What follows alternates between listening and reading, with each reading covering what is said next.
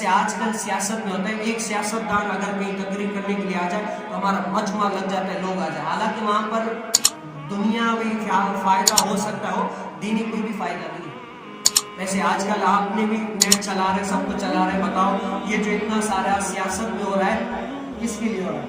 یہ اتنا سارا سیاست میں جھگڑا ہو رہا ہے کس کے لیے ہو رہا ہے؟ کیا پاکستان سے سود ختم کرنے کے لیے ہو رہا ہے؟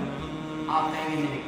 کیا پاکستان میں جو عدالتوں میں انگریزوں کے قانون بنے ہوئے ہیں، ان انگریزوں کے قانون کو ختم کرنے کے لیے سارے جھگڑے سیاست میں ہو رہے ہیں؟ آپ کہیں گے نہیں۔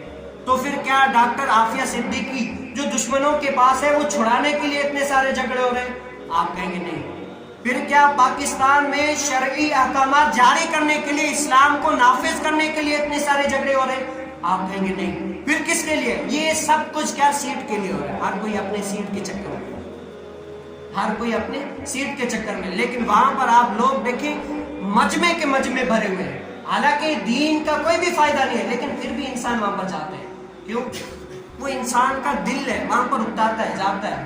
لیکن یہاں پر کیا ہے؟ وہ کہتے ہیں بھائی ہم تو یار، اور حقیقی ایک بزرگ فرمانے لگے کہ اگر بندے کو معلوم ہو جائے کہ مسجد میں آنے، رب تعالیٰ کی عبادت کرنے میں کیا فائدہ ملتا ہے، تو ساری زندگی سارے کام چھوڑ دیتا، مسجد سے باہر نکلتا ہی نہیں۔ لیکن کیا ظاہری طور پر اس دنیا کے اندر اس کو ملتا ہے، لیکن اس کو احساس نہیں ہوتا۔ آخرت میں تو سب کو ملتا ہے، لیکن اگر کسی بندے لیڈر کے پاس جاتا ہے وہ اس کو احساس دلاتا ہے، بھائی آپ اس مرتبہ ووٹ مجھے دیجیے گا، آپ یہ سڑکیں بنا دوں گا، یہ پانی کر دوں گا۔ وہ انسان کے اوپر جو ہے نا وہ ایک ہوتا ہے کہ یار اب تو یہ کام ہو گیا، پھر وہ اس کے ساتھ چپک جاتا ہے۔